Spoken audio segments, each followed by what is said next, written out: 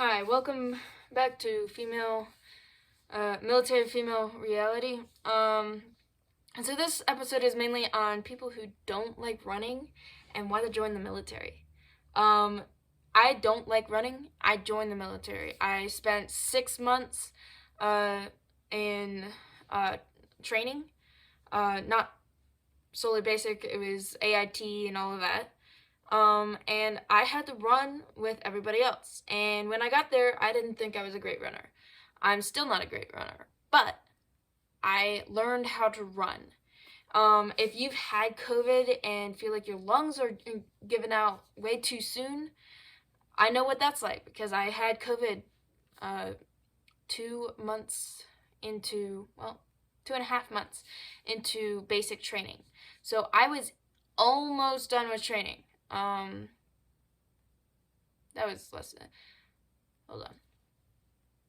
I was 10 days from graduating from basic training. So just figure that, and you can figure it out if you want. I was 10 days from graduating from basic training. All I had left for graduation requirement was the forge. And the day before I got tested positive for COVID, I had to do an ACFT, the Army Combat Fitness Test. And the last thing you gotta do is run. And that was the first time I felt like my lungs were going to collapse. I didn't feel like I could run, but I managed to get my time in. It was not a good time, but it was a time that qualified, and I passed. And so you can just push through and feel like you're going to die every time you run, or you could actually work up and help get your lungs ready to run. And now if it's your legs, same thing. You got to work them up. You can't just say, okay, I'm going to run 2 miles today and I'm going to do great. If your legs feel like they're going to collapse within the first mile, you're not ready to run 2 miles, and you can push through it, but you're not going to have a good time. You want to be able to have good times. At basic training, that's going to make you stand out in a good way. You don't want to stand out in a bad way. If you have a terrible time, you're going to stand out in a bad way, and the drill sergeants will pay attention to that. So what I did was, before I went to basic training, I did sprint, and I did some sprints and I did some long distance. But that actually did not prepare me as well as you'd expect for basic training, due to the fact that I was training for not the ACFT, but the APFT, the Army Physical APFT and Fitness Test.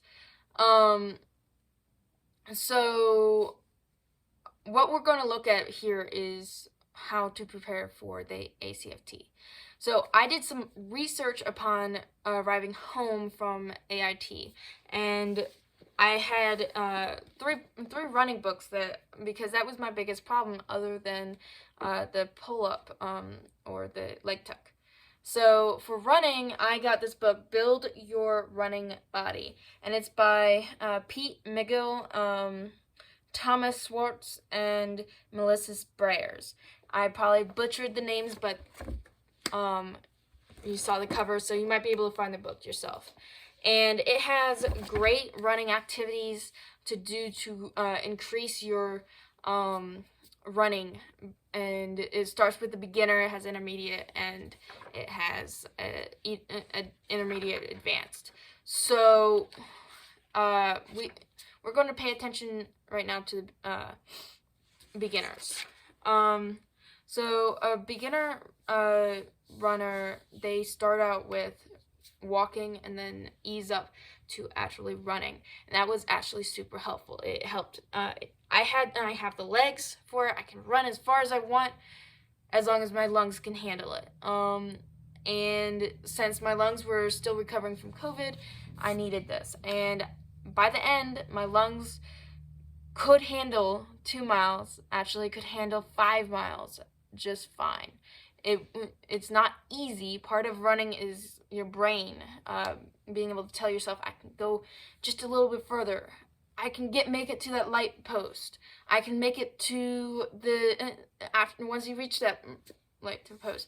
Oh, I can reach that fence. Once you reach the fence, oh, I can reach that tree, and just working your brain saying, I can do it. I can do it. That is a huge part of running. So yeah, if you are a runner who continually gets injuries, Anatomy for Runners by Jay Dickory is a great book. More simply by him would be Running Rewired. So for the Army Combat Fitness Test, I tried to prepare myself for it the best. And I got preparing for the Army Combat Fitness Test by Nate Paulin and Rob Hartman, published by the National Strength and Conditioning Association. This covers multiple different programs depending on your schedule, and this is mainly for people who are not in active duty, but National Guard and reserves. So depending on your schedule, it covers 2-day all the way to 5-day programs.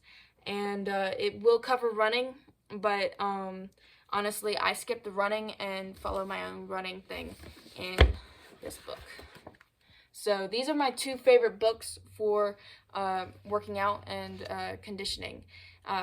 If you don't have, and this also covers if you don't have access to the equipment also. Though I use the Y, so I definitely have equipment. So good luck, and hopefully you make it, and yeah.